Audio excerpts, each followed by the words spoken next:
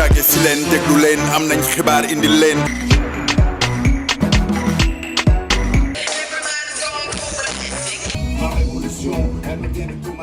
On a monté la structure Studio Sankara pour produire notre musique.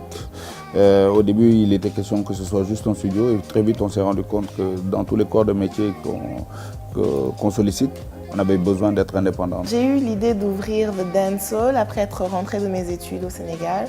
C'est parti d'une passion qui m'est très personnelle, qui est la danse. Le journal rappé, c'est exactement comme son nom l'indique. C'est un journal, mais qui est rappé avec la musique, avec des punchlines.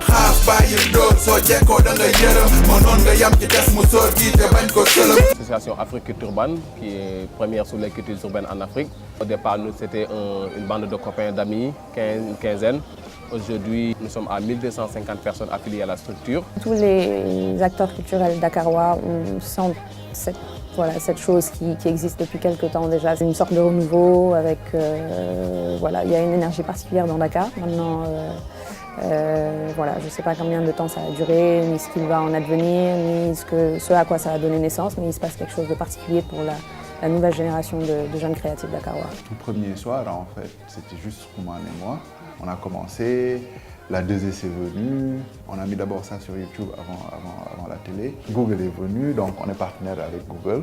Il y a eu des négociations avec Canal+, Osiwa qui nous a rejoints, il y a Voice of America. Lorsque je suis rentrée au Sénégal pour travailler, je me suis rendu compte que je n'avais pas d'endroit où continuer justement à exprimer cette passion-là. Donc quand nous sommes venus, on s'est dit que nous on n'a pas d'argent, on n'a rien, mais on n'a que l'art. On va utiliser l'art au service du développement.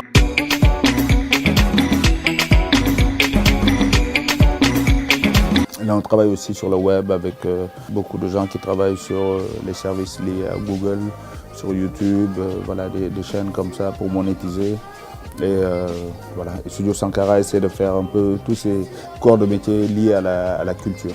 Aujourd'hui, le journal rappé ivoirien en est à son 3e numéro. Ils ont eu le pilote en ligne et la même semaine, il y a la RTI qui est venue d'elle-même, qui a dit on veut ce programme. Aujourd'hui, il faut qu'on soit les maîtres du jeu. On va passer au tout numérique en juin 2015, donc dans quelques mois. Comment nous, on arrive à être propriétaire de notre contenu, à être producteur de l'image africaine. Et donc cette image va définir ce que nous sommes. Et ce que nous sommes, c'est avec ça qu'on va faire notre développement. Aujourd'hui, je pense que le gros challenge pour les entreprises culturelles, c'est de prouver que justement, qu'il y a une économie, qu'il peut y avoir une économie. On avait un budget zéro. Aujourd'hui, on travaille quand même avec plus de 150 000 €. Cette année, le festival aura 10 ans. On a quand même plus de 500 artistes nationaux et internationaux qui sont passés ici. Le festival, c'est juste une plateforme aussi de rencontre. Tu vois un Belge et un Français, les deux pays sont frontaliers, mais ils ne se rencontrent pas en Europe, ils se rencontrent à Dakar, à Pikine. Donc ça aussi, c'est un peu la force de Festa 2H. Le milieu culturel à Dakar, on va dire qu'il a beaucoup évolué quand même ces dernières années. Je pense que ces trois dernières années, la dynamique est vraiment différente d'avant. Je trouve que maintenant, ça foisonne un peu comme on dirait. Il y a des idées qui viennent vraiment de partout, des gens qui essaient de faire des choses.